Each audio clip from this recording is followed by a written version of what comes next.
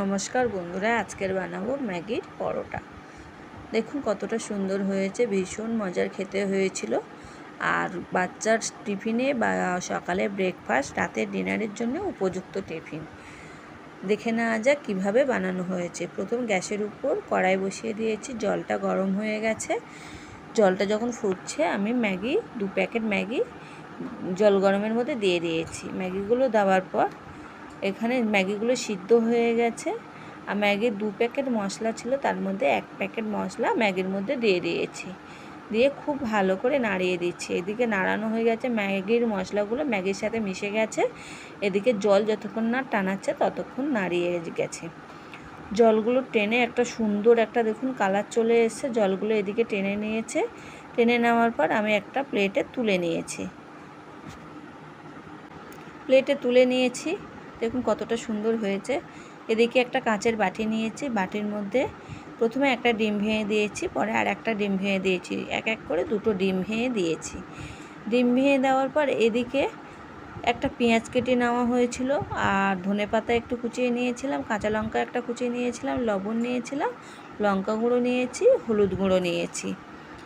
প্রথমে ধনেপাতাগুলো দেওয়া হয়েছে, তারপর পেঁয়াজ কুচি, কাঁচা লঙ্কা কুচি, হলুদ গুঁড়ো, লঙ্কা গুঁড়ো, সমস্ত উপকরণগুলো ওই যে ডিমের মধ্যে দেওয়া হয়েছে।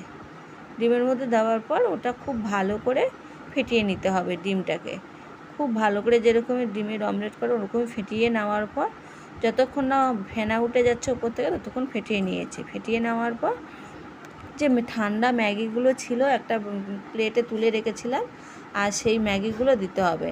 আর ম্যাগিগুলো দেওয়ার আগে একটা গন্ধরাজ লেবু টুকরো কেটে রেখেছিলাম, গন্ধরাজ লেবু ওপর থেকে আমি ডিমের অমলেটের মধ্যে দিয়ে দিয়েছি। দিয়ে দেওয়ার পর ম্যাগিগুলো দিয়ে খুব ভালো করে ফেটিয়ে নিয়েছি। খুব ভালো করে ফেটানোর পর ফেটাতে ফেটাতে একটা ওপর থেকে ফেনা উঠে যাবে। ফেনা উঠে গেলে তখন অমলেটটা খুব সুন্দর হয়। খুব ভালো করে ফেটানোর পর এদিকে গ্যাসের উপর কড়াই বসিয়ে দিয়েছি। উপর থেকে দেখুন গেঁজা উঠে গেছে। কড়াই বসিয়ে দিয়েছি, কড়াইতে অল্প পরিমাণে তেল দিয়েছি। তেল দেওয়ার পর ম্যাগিগুলো একটা হাতা নিয়েছি, 1 হাতা করে দিয়ে ম্যাগির অমলেটগুলো পরোটাগুলো করে নিয়েছি। এটা আপনারা পরোটা বলতে পারেন বা ম্যাগির অমলেট বলতে পারেন, সেটা নাম আপনারাই দেবেন। আর এটা তো যখন করা হয়েছে তখন উল্টো পিঠ ভেজে নিয়েছি। এরকমইভাবে বেশ কয়েকবার ভেজে নিয়েছি। প্রত্যেকটা ভাজা দেখানো হয়নি, এখানে একটা ভেজে আমি দেখিয়েছি। লাল লাল করে ভেজে নিয়েছি। দেখুন কতটা সুন্দর হয়েছে, আর খেতে তো ভীষণ টেস্টি হয়েছিল। এগুলো বাচ্চার টিফিনে বা সকালে ব্রেকফাস্ট, রাতের ডিনারে উপযুক্ত টিফিন। পারলে বাড়িতে একবার ট্রাই করে দেখবেন, ভীষণ সুন্দর খেতে হয়। একটা হেলদি টিফিন, পেটও ভরবে, এদিকে বাচ্চার টিফিন দিতে পারবেন।